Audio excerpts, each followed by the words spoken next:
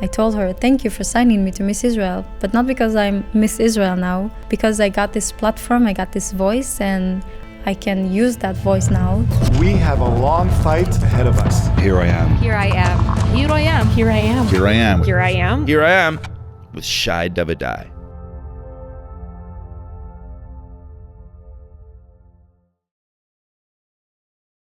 My guest today was Miss Israel of 2021 and represented Israel in Miss Universe 2021. She's a certified pastry chef. She served as an IDF combat medic and instructor and course commander in the medic course. And she spent over 150 days as a medic in the Gaza war. And I am just in awe of all she has done. And so here I am with, and I need to get your name right. Here I am with Noa Cochva. Yes. Cochva as in Bar Cochva. Exactly. So you're Bat Cochva. Hopefully. Noa, thank you for coming. Thank you for having us, especially in these days. I feel like it's... Yeah. We just for people, because this episode is going to come out in a few weeks or months, just for people to know, as we're recording this a few days ago, Israel's war with Iran has really took up a new level. We've had awful hits in Israel on civilians and people dead.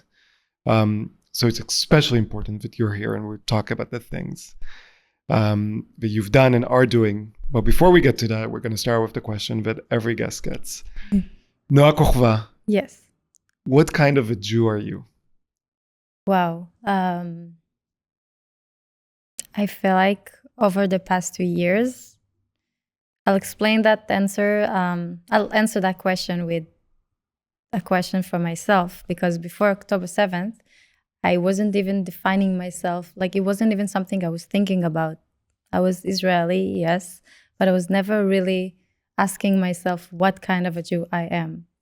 And after October 7th, especially after serving almost 6 months in the Gaza border, I've experienced a lot of miracles. And that led me to ask myself that exact question. And why am I Jewish? And why is my grandparents are Jewish? And then it just led me to be a really proud Jew and a vocal one. But more than that, it really brought me closer to God and closer to Judaism. I was never keeping kosher, and I started keeping kosher. I started do everything on Shabbat. I don't keep Shabbat yet, but I'm on my way there. And ever since that happened, I feel like I reconnected with God. A reconnected Jew. Yeah. How do your parents feel about that? It's funny because my dad was actually very religious when he grew up. And he grew up in yeshiva, in Nechalim, in a very religious moshav. And then when he joined the military, he turned the other way. So when we grew up, we had the holidays and everything, and my dad is still very connected to the holidays and to what being a Jew means, but we weren't really religious. So when I told my dad that I want to keep kosher, he made fun of me and told me, why? Cheeseburger is so good. So my mom is very supportive. She's always been very connected. So it's like it's a mixed feelings. So you're a Jew on your way. Yes, exactly. And before we get to, you already mentioned your service and everything that happened there. But before that, we need to set the ground for that. You were 18. Yeah. What kind of a teenager were you? So I grew up in a moshav. It's called Moshav Bnei Atarot. And where I grew up, it's basically was about the youth movement that we had. So I was a guide there in Bnei Moshavim. It's basically a movement for Moshavim. Moshav is a small village for, I don't know if somebody doesn't know. And that was our life there. This is what we loved doing. We used to go on beautiful trips around Israel, go to see the nature. I was in an AP class, so my life was studying for exams and tried to be the best student that I can. And I feel like I was a big nerd when I was growing up. And for people that, are listening in and not watching, I really highly recommend that they watch, because obviously you don't look like someone who consider themselves a big nerd, but I'll take you at your word. But you were 18. Yeah. And so why did you join the IDF? You could have done everything. You were a nerd. You're a beautiful young woman. You could have done a lot of things. Why enlist? So first of all, in Israel, as we know, it's a mandatory thing. But more than that, in the house that I was raised, my dad was 40 years in the military. My dad was a pilot, and then he was a squad commander, and then he was the flight school commander. So like my uncle. Really? He was a flight school commander in the 80s and 90s. Yeah. They for sure know each other. So my dad being 40 years in the military, my mom was a psychologist in the military for 16 years. And my entire life was knowing that the military is the best place for you to develop develop really good values and to just become a better person. So I was really waiting to join the military. That's all I was thinking about. And it wasn't really a choice. It was more, to me, it was more of something that I was waiting to do. And also my brothers. And what made you choose to become a medic in the IDF? When that's a little bit more, I'll take you back to when I was 12 years old. So when I was 12 years old, I was diagnosed with a disease named thrombocytopenia. Basically, in Hebrew, I don't know how to say it in English. I assume it's the same with an accent, right? Like probably. And I spent around 1 year in a hospital on and off. And then I was diagnosed with several more diseases. And then I was diagnosed with the final diagnosis that I don't have an immune system. So I was born without an immune system. And during my time in the hospital, I saw the nurses, I saw the doctors, and I thought to myself, that's what I want to do. I want to do something that is in that world, because I remember asking them so many questions, and being the big nerd that I am, I loved biology lessons. And to me, the way to keep up on school, because I was obviously not going to school, was basically to learn from my doctors and to ask them random questions that I probably never expected to be asked from a 13-year-old girl lying in bed, trying to understand why this is happening to her body. So when I turned 18 and הצו 8 שלי הגיע, my enlisting call, I told my parents that I want to do something in the medical corps of the military. And they asked me, are you sure that's something that you want to do? You've been around that subject basically your entire life. And I told them that that's my time to give back, especially to around anything that is related to medicine. So I remember I saw one role that I really wanted. It was being a combat medic commander and instructor. So I got enlisted and I did my combat medic course. But after 3 months of the training, I realized that I want to teach people. It was like being a teacher. So I went there, and then I did 1 month at the Gaza envelope. I was a medic, regular medic. And then I got back to the medical corps to be a commander. So basically when I was 18, I was training people how to be combat medics. And who are these people you were training? It's called Ba'ad It's the medical corps of Israel. It's the place that, it's basically the school of everything related to medicine. Do you remember the first time you treated a wounded soldier or civilian? So that was in that war, in the war of since October 7th happened. So maybe backtrack. Yeah. So you served your 2 years. Yes. You got released from the IDF. Then October 7th happens and you get called back on reserve duty. Mm-hmm. So maybe explain that to people. A lot of people will be watching this and they see a young 26-year-old woman and said, well, you served. Why are you back in the IDF? So basically, when I finished my military, I trained over 160 soldiers to be combat medics. And that was like my biggest achievement in life, to know that I teach so many people how to be medics. But then when we got released from the military, they told us that in time where Israel needs, we will be taken back to be just regular medics and not teachers as we thought we were going to be. And obviously, my friends and I were looking at each other and said, okay, but when is it going to happen? There's no way that they're going to take commanders that never treated a soul in their life to go to the battlefield and treat people. But then on October 7th, on the morning of October 7th, 5 hours after the attack, I got a call from my commander, and he told me that we are going to get enlisted, and they don't know what our role is going to be. That's a long story short. I was 6 months in the Gaza border treating soldiers, Palestinians, even Hamas terrorists. So anyone who got funneled. Yeah. So yeah, do you remember the first time? I do.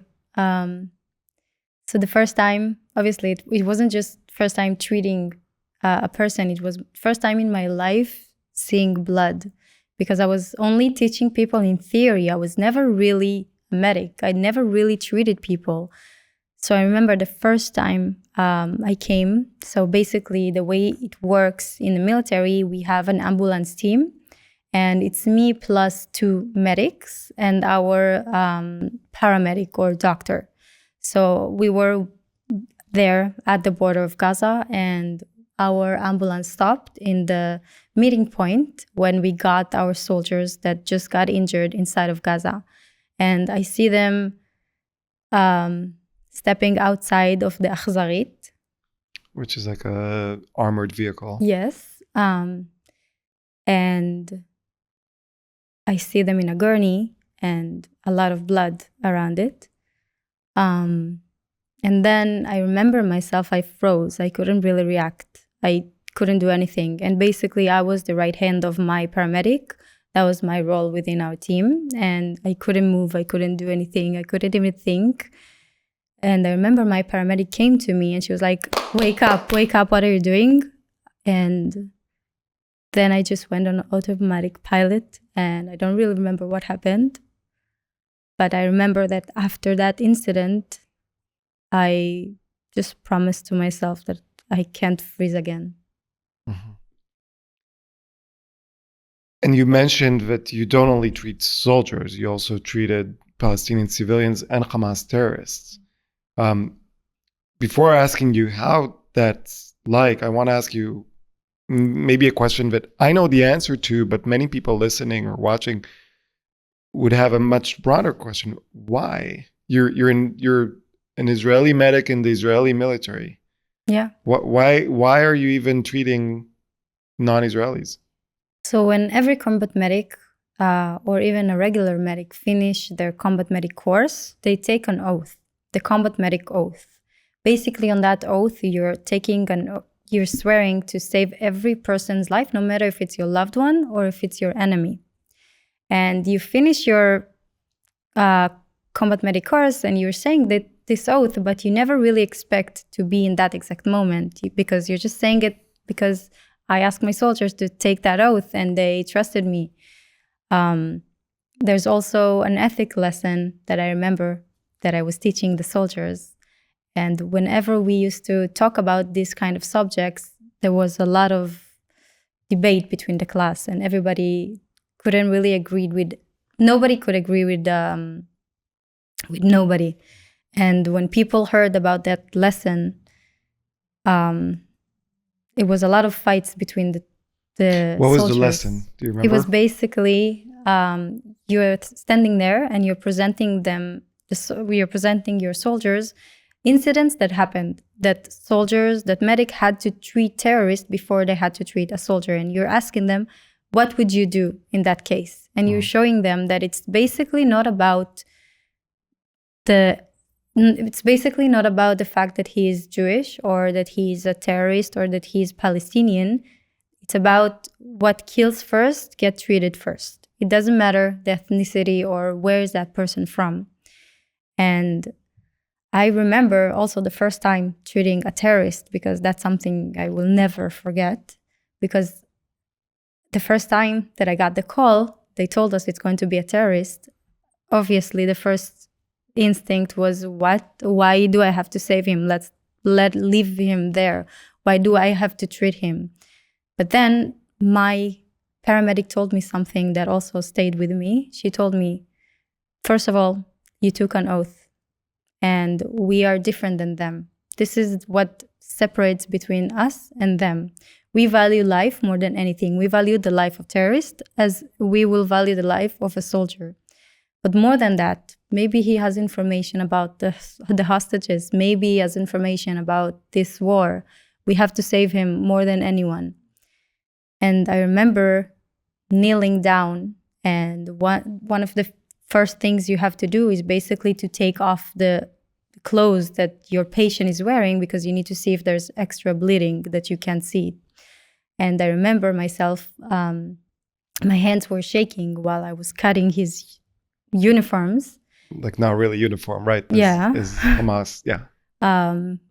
But I was removing his clothes, and I was shaking because in my mind, these people are so savage that maybe he had an explosive inside of his body that he sewed inside.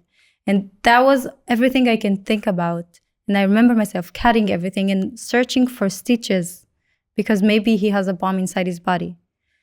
And I'm revealing the clothes, and I see a pink underwear. And my paramedic and I started to burst out of laughter. But then we realized that this is war. We never asked to do this, but we have to do it. And it was just like a reality check that we got.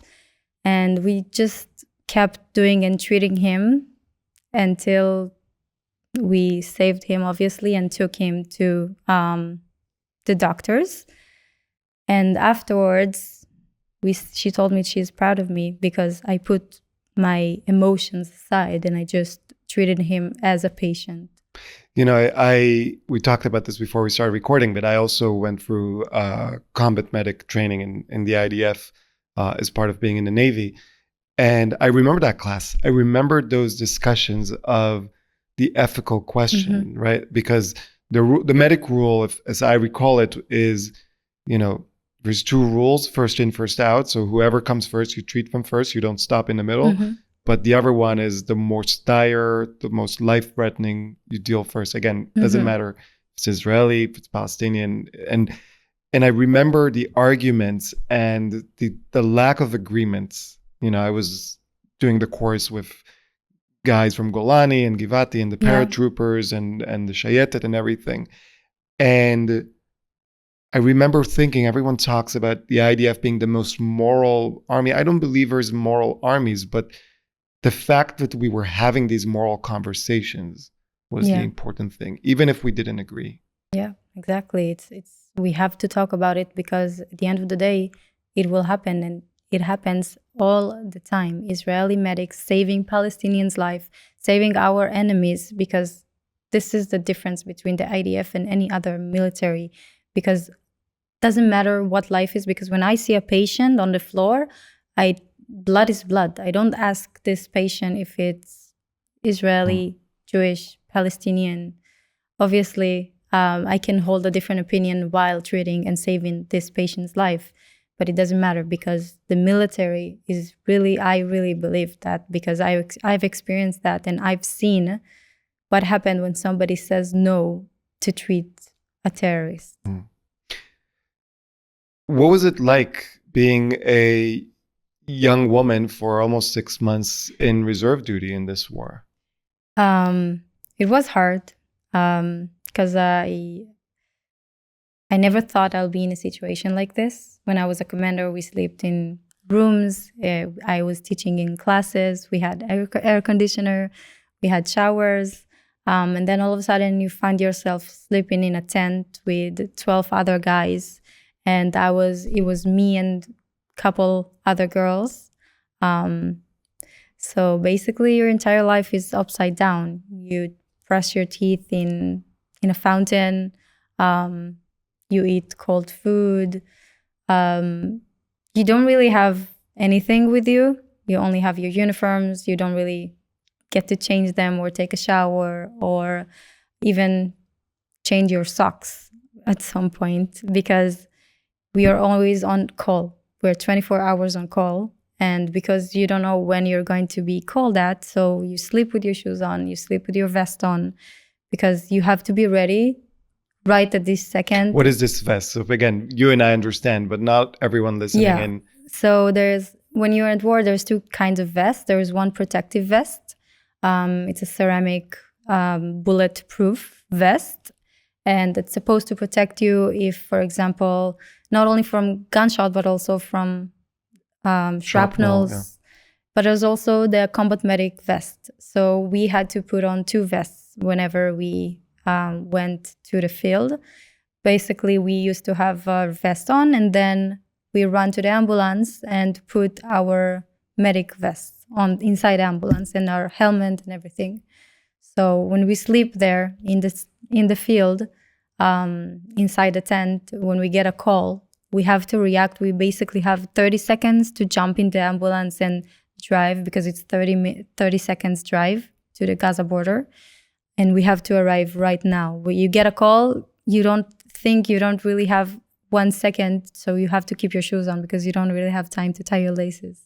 So, as you're telling this, I'm looking at you and I can't stop thinking that you're just a couple of years, not now, but when the war started, just a couple of years older than most Columbia students who are protesting basically in support of the people that were trying to kill you while you're at the war. And yet you're so calm and reserved while they are being so melodramatic. And were you ever afraid?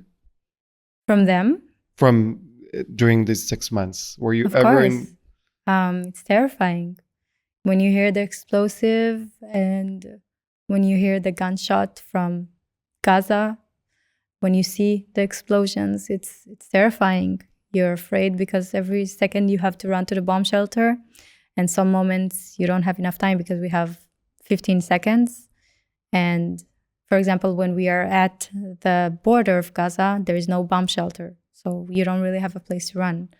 So there is a saying that we used to say, if the rocket hits, it hits. We don't really have anything to do with it. You can lie on the ground. You cannot. But you have to treat the people. So I feel like it was terrifying. And I remember myself, we don't really have a bathroom in the field when you sleep in tents. So you go to the nature. That's your bathroom. Yeah. And 4 a.m. to go to the bathroom by yourself as a girl, when you hear Arabic and explosions from Gaza, it's the most terrifying experience I had to do. And yeah, it's now I'm calm because I've been through that, and I know it doesn't really matter these, sorry for the language, but stupid college students that have zero knowledge about what's going on because they probably have never stepped foot in the Middle East. I'm so calm because I've been through worse, and to compare this to this, it just can't. And then at some point, you took on another role while you were doing your reserve duty, and you made this video of basically you speaking to the camera saying, do you want to know what it's like being, Miss Israel or Miss Universe? And all of a sudden you are in full combat gear in Gaza envelope, and that video went viral. Tell me about, why did you even start making that video? Why, you're focused on people coming in gurneys, you're treating them, and now you're dealing with that. Yeah. Why?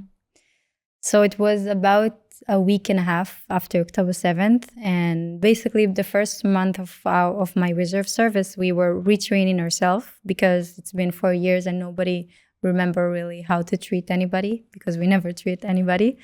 So basically we were just fooling around in our base, and some of the guys just told me, hey, weren't you a beauty queen? I thought you're supposed to be bringing world peace.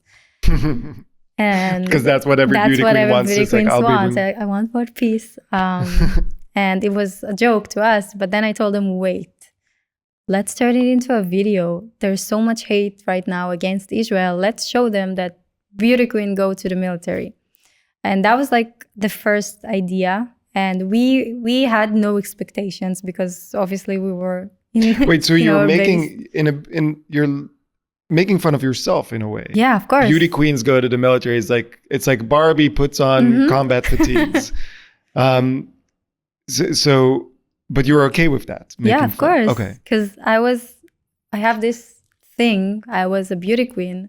Let's just use it, and maybe it will get people to listen to us because, as we know, sometimes beauty sell. And so we just used that. It was a funny joke. And we had never expected that this will be a really successful video.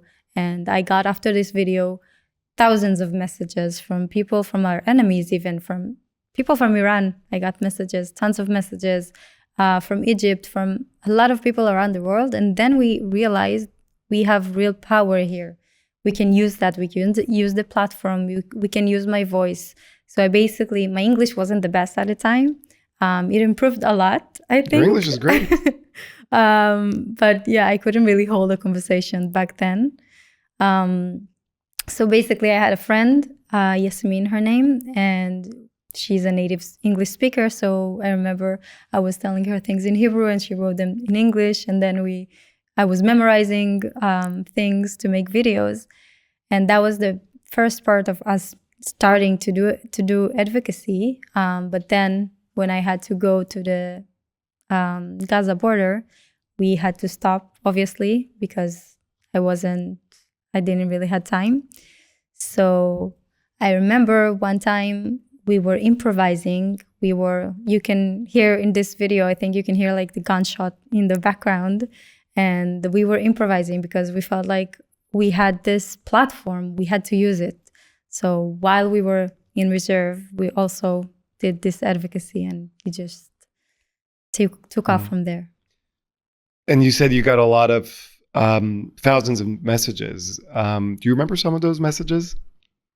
Yeah, it was basically thank you for showing us what Israel is about. Thank you for explaining us. But it was a lot of messages from girls that said thank you for showing that girls can do both, because I feel like a lot of people don't really understand that women in Israel, women in the IDF are the same as men.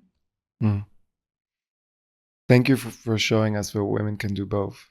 Were you feeling like that women could do both, or were you just doing what came natural? Or I felt like I was just doing what I had to do.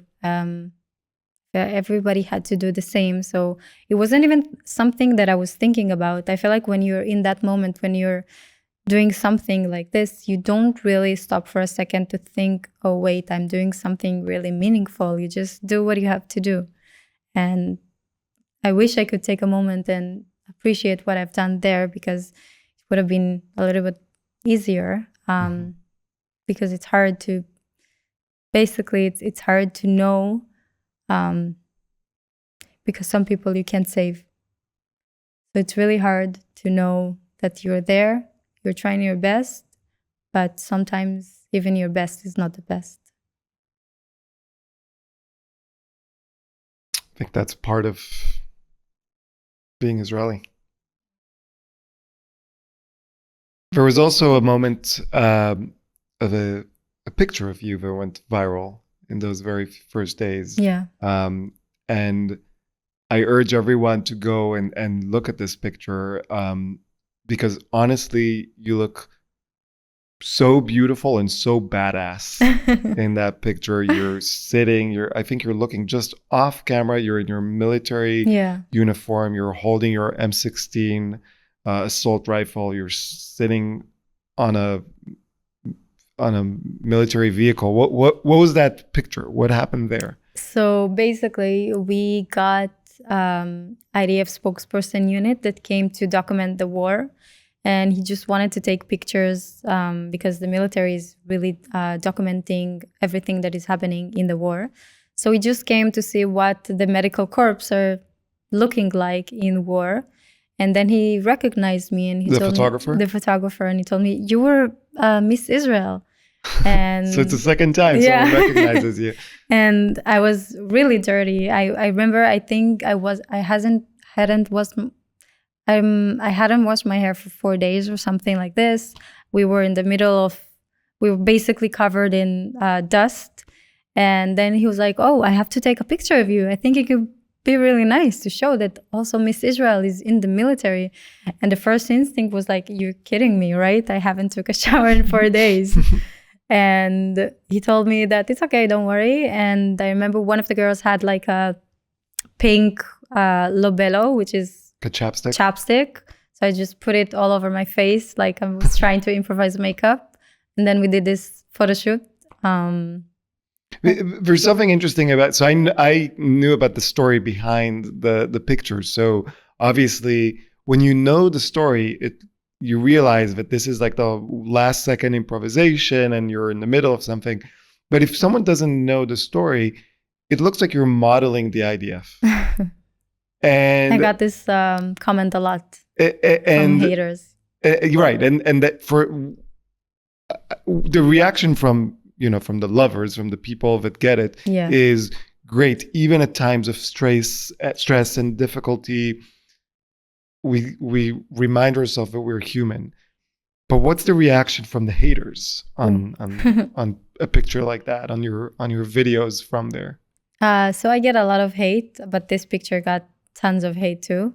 That I was modeling the military, that the military is using women to sell the IDF, that I'm just a pretty face that they just randomly chose and put in uniform, that I didn't really do anything. I was called Miss Genocide. I was crowned actually as Miss Genocide after. A lot of comments about this picture. What's your reaction to accusations like these? So at first I was really scared because I was not used to getting so much hate at once. And I remember my mom also got hate because they found her Instagram page and they used to send her messages. She got pictures.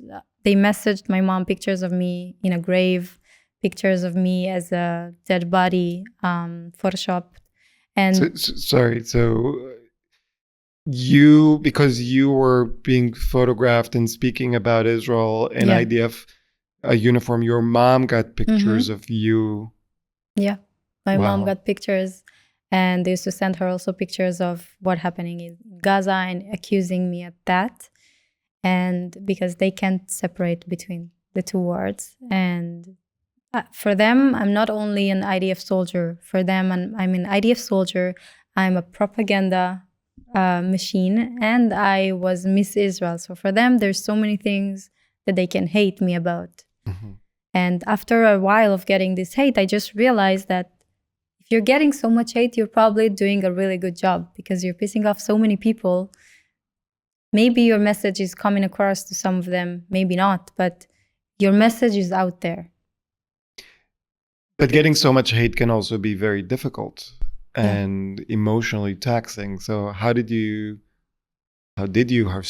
still deal with that?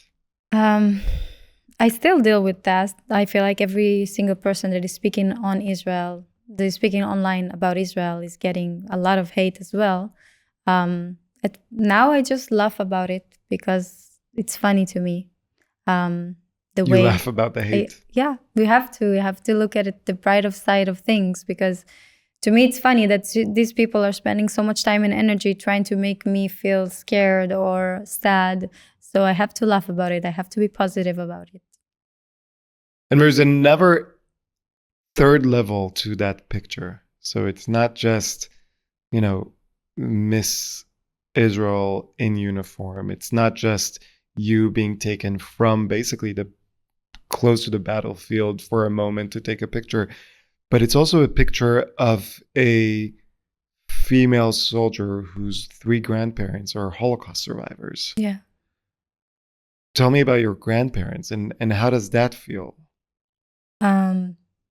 So my grandfather was a partisan. He was fighting the Nazis. My grandmother survived Auschwitz together with two of her sisters. And my other grandmother was born in a ghetto in Libya, in Tripoli. And to me, that's something that I've always looked at my grandparents and was so proud to be their grandchild. And after they passed away, my grandmother and I were very close. And she always told me she was the proudest grandmother, obviously, because her dream was for me to be Miss Israel. And after I won, really the doctors told us that they think it gave her more time because she was really on her last days, and then she survived for another year, and then she passed away. And to me, being there with her and making her so proud on her last moments was everything I could ask for. And after I started doing this advocacy, after everything that happened, I remember a sentence that my father told me when he got his wings in the pilot course. My grandfather went obviously to the ceremony, and he stood up and he screamed, "This is my win. We won the Nazis. We won." And that sentence obviously was something that lived with him. But he told me afterwards that this is the real win. The fact that you're fighting for Israel as the grandchild of Moshe Cochva and Nili Cochva and Aliza Jerbi. This is the real win, because we are actually doing right now what our ancestors could have never done. So to me, just being their grandchild is one of the biggest things that I could the biggest thing that I could do in my life is to tell their stories and to make sure that everybody will know about them. What do you think they would have said to you or about you, about everything that's happening in the past 20 months and what you've been doing? I'm actually not happy, but I'm happy that my grandmother is not alive, because if she would have been alive seeing that, she could have not survived that. She would have died of a broken heart, because she was so Zionist, and all of my grandparents were very Zionist, and they loved Israel so much. And for them, seeing what is happening is the worst thing that could have happened. I hope they're proud of me. My parents tell me this all the time, that I'm sure they're proud of you. it's the most important thing. And they're just they left a really big mark on my life. So all I want is for them to look down and be proud.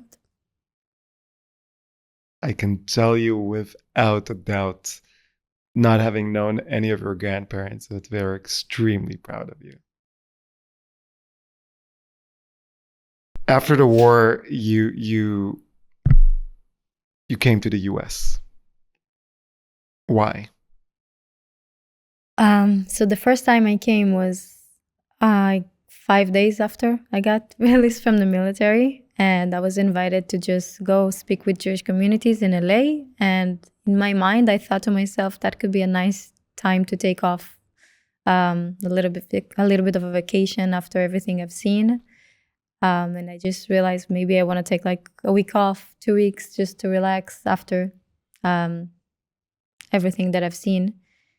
And after this week, I was invited to speak again and again. And I just realized how much power and strength my story can bring to people right now that are feeling helpless, that are feeling that they're not doing enough. And that's something that I'm telling all the time, that the Jewish community is doing a lot. And for me, for example, after 2 weeks in the war, I got donations from the Jewish communities of brand new BMW ambulances. And I could have never saved life without these donations. So I just realized how important it is to keep the flame going, to keep the Jewish communities united, to show them, to connect them to Israel. And then after a while, I met an amazing organization named Israel Friends. And I teamed up with them, and now I'm their spokesperson. And it got me to move here to America.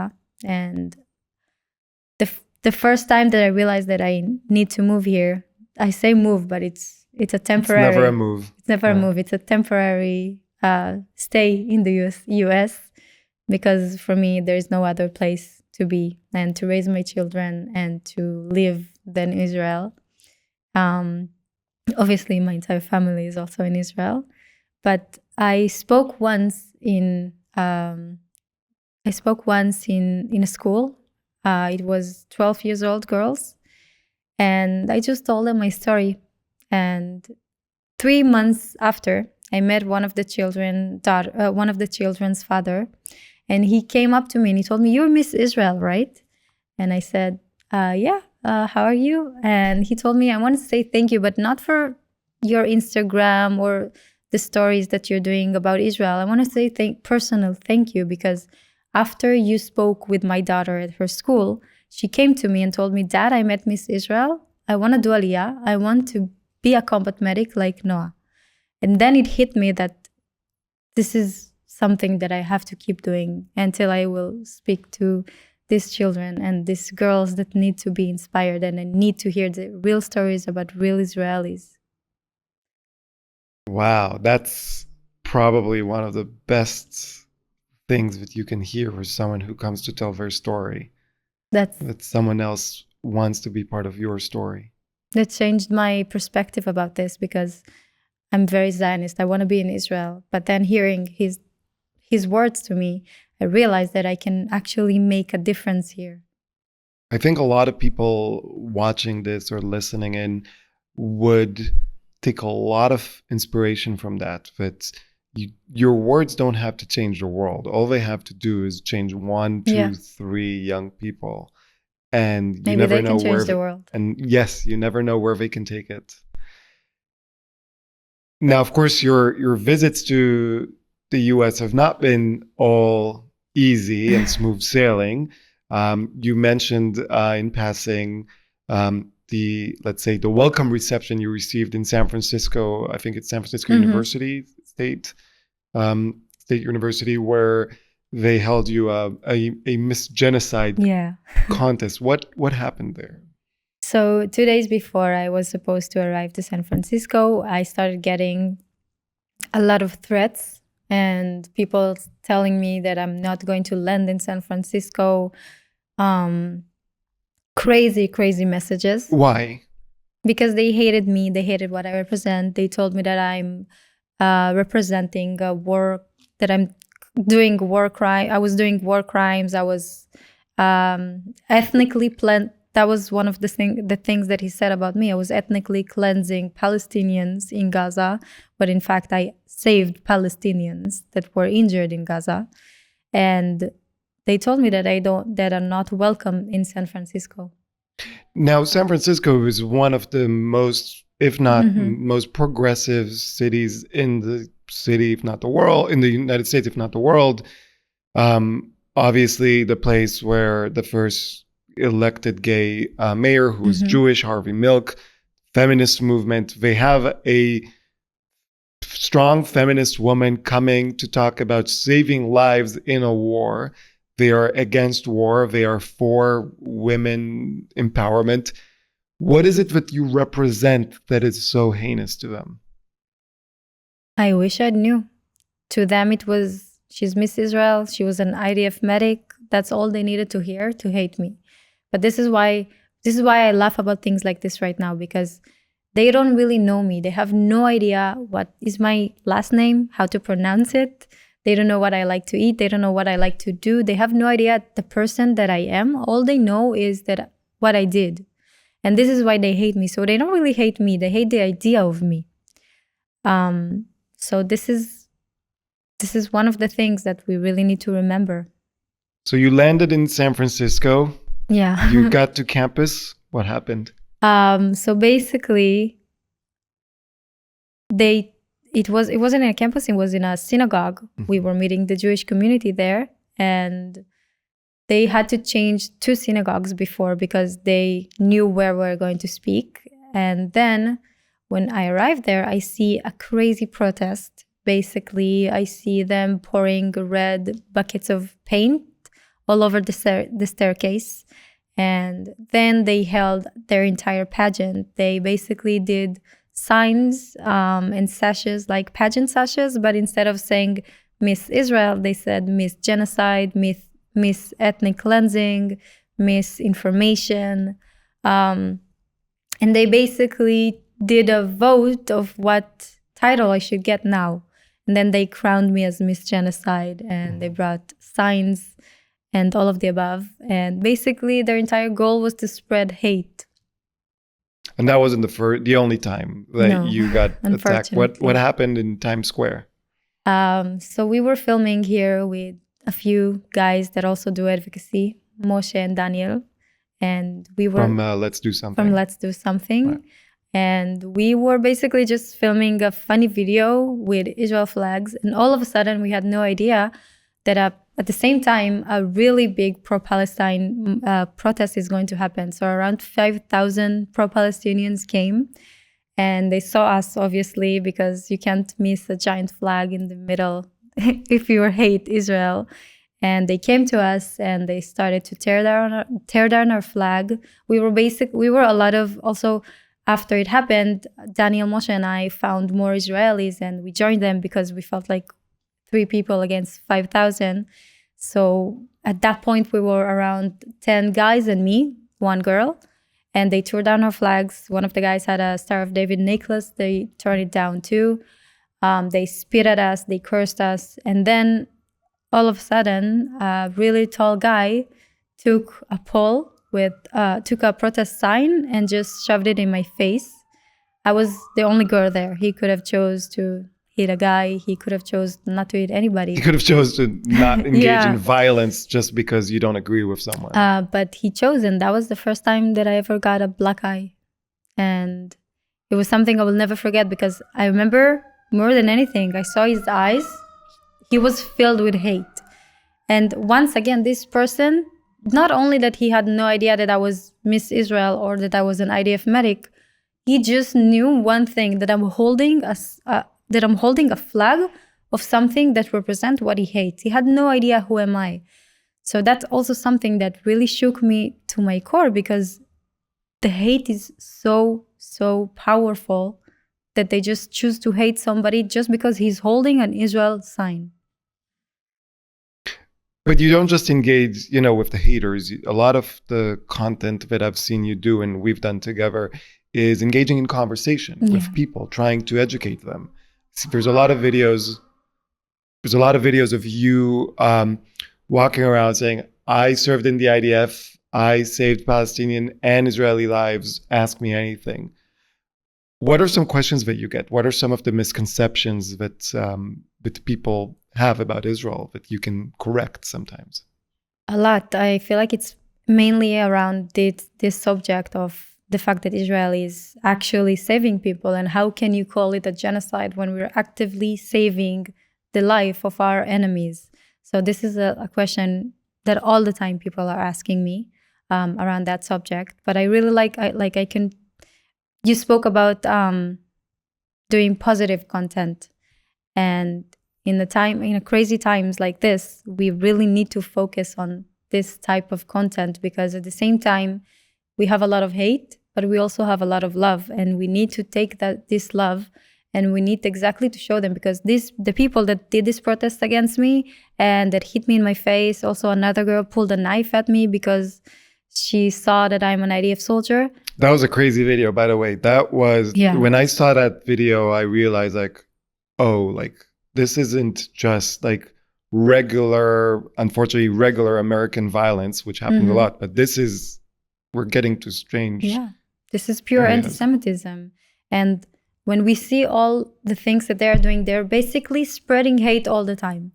Every action that they're choosing to do, they're spreading hate, and they're naming it fight for peace, but they're spreading hate. So we need to show everybody that we are fighting for peace too, but we are fighting for peace with love, with positivity, with kindness. And that's one of the things this is why I really love to engage in conversations, because even when you're engaging somebody in conversations, you don't have to yell at him. And when we were filming this video, we weren't yelling at people. We weren't making arguments with people. We just spoke with them. We just wanted to really communicate with people, because nobody will listen to you if you will scream at him. Right. And the one thing that I would say that I disagree with what you said, because I agree with almost everything. The two words you never hear at Colombia in protests are peace or coexistence. Yeah. Those are two words that they never say, because they don't want peace or coexistence. They want only one existence of one specific group. Whereas people like you and I, when we find ourselves like, what, I thought we're on the same side. We were all wanting peace and coexistence. Unfortunately, the organizers, at least, of these actions are not. Peace for one side. Peace for one side. I want to ask you about the conversations we had right before we started filming, trying to explain to the world something about the Israeli mentality. And specifically, it's about a video you made last night. So just for context, for when this comes out, a few days ago, Israel finally struck the nuclear weaponry in Iran. Iran retaliated, I guess, by targeting Israeli population, Israeli civilians. In the past few days, 24 Israelis have lost their lives, Jews, Muslims, and Christians, due to these missiles. But then you recorded a video saying, all I want to do right now is go back to Israel. Yeah. Let me say it in the most blunt way that someone listening in would say is like, what the fuck? Why would you make a video, I want to go into a war zone? And I will say it again. All I want to do right now is to be in Israel, even if it means to sit in a bomb shelter with my family. It's something that I feel like a lot of Israelis, you as well, would agree, because when something is happening in Israel, you feel it because your heart feels it. You feel it all over your body, and you need to be there because this is your homeland, because it's something that is really special about Israelis. We've experienced so much trauma together, and it just binds us to this beautiful, not beautiful, but just it's something that even words can't explain, because we've experienced really the most crazy things that anyone can experience, but we did it together. We did it standing together, and after October 7th, the Israelis just stood up together. And this togetherness, if it's a word, this togetherness of being together in Israel, feeling everything. And right now, obviously, you wake up and you get the news from far, but it's not the same as being there. And even if you can't do anything, even if you're just in a bomb shelter, it just means to stand there on the land of Israel and being with your people, being with your community. And it's just something that I can't explain. And that's all I want to do, especially now my friends are getting back to reserve. And all I want to do is not only be in Israel, but go back to my friends in my unit. I want to serve again. I want to be there. I want to help, because being Israeli doesn't just mean, oh, we have a funny accent and we eat crazy food. Being Israeli means to whenever something is happening in Israel, all you want to do is stop your life and go to Israel and help and do whatever you can, because we were raised on the values of saving Israel, going to the military, protecting your country. It's the country that we are fighting so much to keep. So there's no other way. Yeah, I mean, I feel like the worst thing in the world right now is being stuck in Israel. And the second worst thing is being stuck outside of Israel. Yeah. How are your family doing? They're typical Israeli family that wants to leave the bomb shelter, and I'm fighting with them to stay in the bomb shelter. They are okay because they've gotten used to it. It's not an okay thing to say, but this is the reality. Israelis have gotten used to run into bomb shelter and then to move on with their life like nothing happened. But this time it's different. this time is I want to give a shout out to your mom. What's your mom's name? Yael, Yeah, to Yael the Cochva? best mom in the Cochva? world. Yes. I want to give a shout out to Yael Cochva because I asked you before we recorded, when you started modeling, and you said, no, I don't model. I never modeled. Tell me the story of how you became Miss Israel and the candidate for Miss Universe. So basically, as we said in the beginning, when I got released from the military, I went to study. I was a pastry chef. I went to culinary school, and then I was working in bakeries. I was selling cakes from my house. And then we had COVID in Israel. It was a lockdown. Then when it cooled down a little bit, me and my ex broke up. And I was devastated. I was lying in bed, crying, eating ice cream, looking at pictures. And my mom decided that she's going to put an end on it. And she just signed me behind my back to Miss Israel competition because she thought that it could just make me happy. Have you ever been in competitions? Never. Beauty competitions? I've never been in beauty pageant competitions. I've never even thought about becoming a model. All I could think about was, I need to study. When I was growing up, I took biology, history, Bible, AP lessons just for fun. I was not even thinking that I can do something related to this because I never really thought I was pretty or it wasn't something that I thought about. And she decided to sign me behind my back. And the first reaction was basically me telling her, there is no way I'm going to pass the first audition. And she told me I need to try because who knows what doors it can open in the futures for me. And I went there for the first audition. In my mind, I'm going to prove my mom that there's no way. And she proved me wrong eventually. So your first beauty pageant was Miss Israel and you won. So the Jewish people owes Yael Cochva a lot of gratitude. Yeah, it's a lot of debt. I told her also because after October 7th and everything that happened, I told her, thank you for signing me to Miss Israel. But not because I'm Miss Israel now. Couldn't care less, to be honest. Because I got this platform, I got this voice, and I can use that voice now to help and to do more good things with it. So in reconnection to God, I realized that He put me in this situation only so I can be here and inspire other people. What's next for you?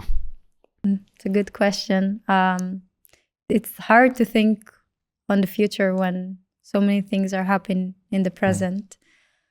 I guess time will tell. All right. Well, I'll wait to see. We're going to end the episode like we always do with what we call the Here I Am Lightning Round, a series of rapid fire questions. No right or wrong answers. Just the first thing that comes to mind. Noa Cochva. Yes. What is one thing people don't know about you? One thing people don't know about me? I was very shy when I grew up. I couldn't even speak to people. I had a really bad social anxiety that I was able to overcome. What is one thing people don't know about the Jews? About the Jews? Can I say about Tripoli Jews?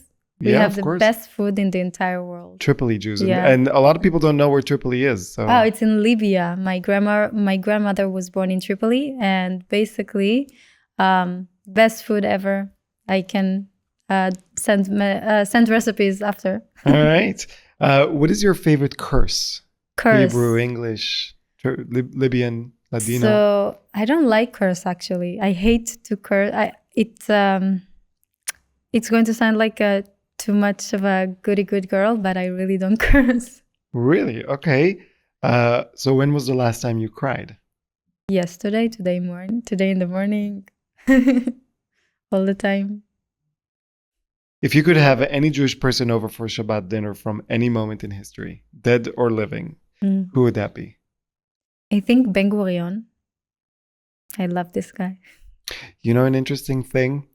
We never heard Ben Gurion until season 5.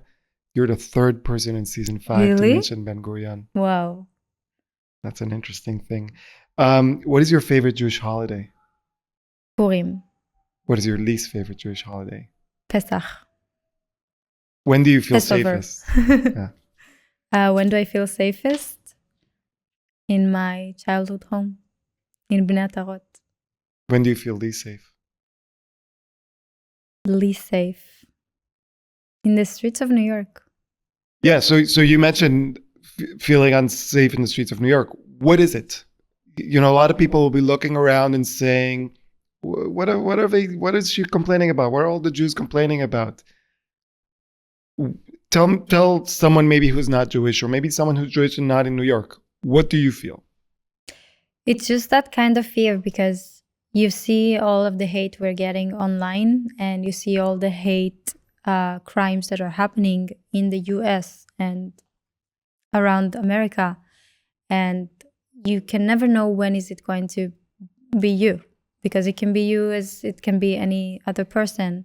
And especially when we are very proud, when you speak up on social media. I was recognized a few times in New York from people that hate us. They cursed me.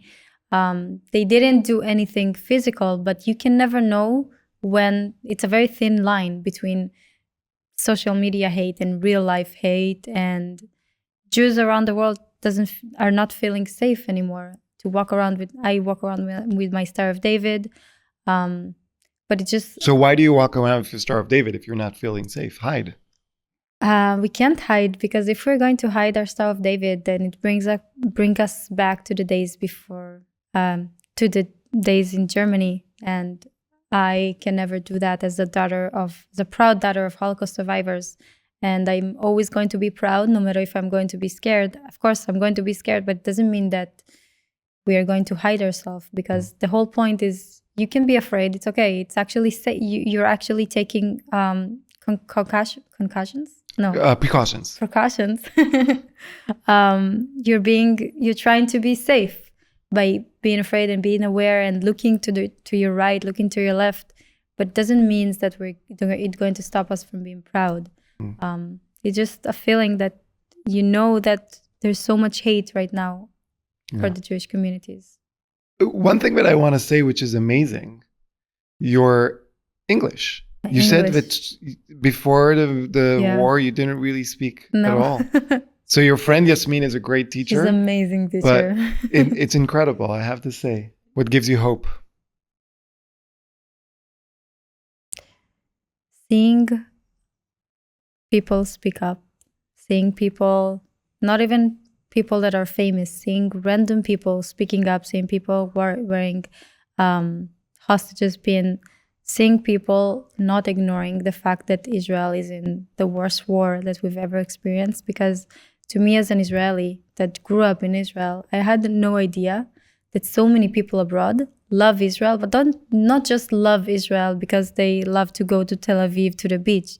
They feel a deep connection to Israel. And that gives me so much hope to know that no matter what, we always have the Jewish communities back. Finally, every episode I urge the listeners to donate to one charity that does good in Israel, the Jewish diaspora, or the world in general. Where would you want people to donate to this week?